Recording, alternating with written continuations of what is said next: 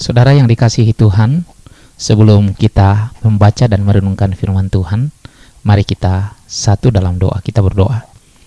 Bapa di dalam sorga, kami bersyukur kepadamu. Tuhan menolong kami di sepanjang malam dan boleh bangun pagi ini menikmati kemurahan Tuhan.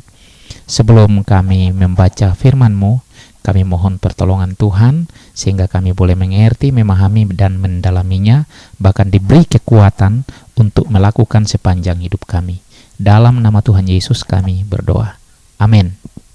Saudara yang dikasihi Tuhan, bacaan firman Tuhan bagi kita di pagi ini terambil dari Injil Markus pasal 12 ayat 29 sampai 30. Markus pasal 12 ayat 29 sampai 30. Firman Tuhan, jawab Yesus, hukum yang terutama ialah, dengarlah, hai orang Israel, Tuhan Allah kita, Tuhan itu Esa. Kasihilah Tuhan Allahmu dengan segenap hatimu dan dengan segenap jiwamu dan dengan segenap akal budimu dan dengan segenap kekuatanmu. Tema renungan kita hari ini adalah kasihilah Tuhan Allahmu dengan segenap hatimu, jiwamu, akal budimu, dan kekuatanmu. Saudara yang dikasihi Tuhan, ini adalah seri ke-9 dari renungan firman Tuhan yang saya siapkan terkait dengan tuntutan Tuhan Yesus kepada dunia ini. Saudara yang dikasihi Tuhan, Tuhan Yesus datang untuk memulihkan hubungan manusia dengan Allah dan sesamanya, sebagaimana tujuan Allah menciptakan kita.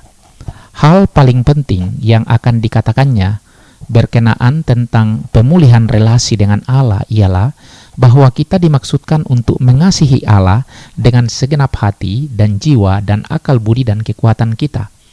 Tuhan Yesus menganggap bahwa mengasihi Allah berarti mengasihinya sebagaimana Dia adanya. Dan visinya tentang siapakah Allah itu meresap dalam semua yang dikatakannya. Allah adalah Sang Pencipta. Ia menciptakan manusia dan seluruh alam semesta. Ia menopang seluruh ciptaannya, mengatur sampai detail yang paling kecil tentang burung dan bunga bakung. Dia adalah Allah hikmat dan kebenaran dan kuasa dan murka dan belas kasihan. Dia adalah pribadi, bukan sekedar suatu kekuatan, dan dapat dikenal sebagai Bapa yang mengasihi kita sebagai anak-anaknya. Allah seperti itu yang harus kita kasihi sesuai tuntutan Tuhan Yesus. Untuk mengasihi Allah kita, maka kita harus mengenalnya. Allah tidak mungkin dihormati dengan kasih yang tanpa dasar. Jikalau kasih tidak datang dari pengenalan akan Allah, tidak ada alasan untuk mengungkapkan kasih kepada Allah. Mungkin ada sedikit ketertarikan dalam hati kita, atau suatu rasa syukur. Namun bila itu bukan berasal dari pengenalan akan Allah, sesungguhnya itu bukan mengasihi Allah. Ketika Tuhan Yesus menuntut agar kita mengasihi Allah dengan segenap hati, jiwa, akal budi, dan kekuatan kita, Ia mengertikan bahwa setiap indera dan kapasitas dari diri kita sepenuhnya mengungkapkan dan mengekspresikan afeksi kita untuk Allah, sepenuhnya dalam segala cara yang menyatakan penghargaan kita kepadanya. Intinya ialah setiap indera dan kapasitas yang kita miliki harus senantiasa menunjukkan bahwa Allah adalah harta yang tak ternilai bagi kita. Saudara yang dikasihi Tuhan, tuntutan Tuhan Yesus untuk mengasihi Allah dengan segenap hati dan jiwa dan akal budi dan kekuatan kita berarti bahwa tiap gerakan dan tindakan dari tiap indera dan tiap kapasitas harus menjadi ekspresi menghargai Allah lebih dari segalanya. Tuhan Yesus memperingatkan bahwa tuntutan yang paling penting dari segala tuntutan akan secara luas ditinggalkan pada akhir zaman. Seperti yang tertulis dalam Matius 24 ayat 12 yang berkata, dan karena makin bertambahnya kedurhakaan, maka kasih kebanyakan orang akan menjadi dingin. Karena itu saudara yang dikasihi Tuhan, berhati-hatilah supaya kasih kita kepada Allah jangan menjadi dingin. Ingatlah, kita akan mengasihinya sampai pada taraf kita mengenalnya.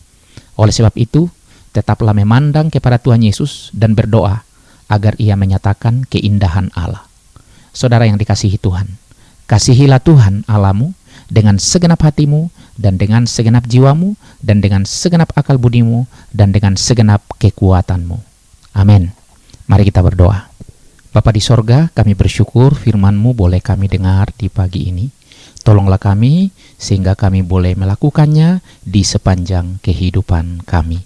Berkatilah seluruh jemaat-Mu hari ini dalam setiap aktivitas, kegiatan yang dilakukan, kiranya sesuai dengan firman Tuhan dan kemenangan menjadi bagian kami. Dalam nama Tuhan Yesus kami berdoa. Amin. Saudara yang dikasihi Tuhan, selamat beraktivitas, selamat berkarya.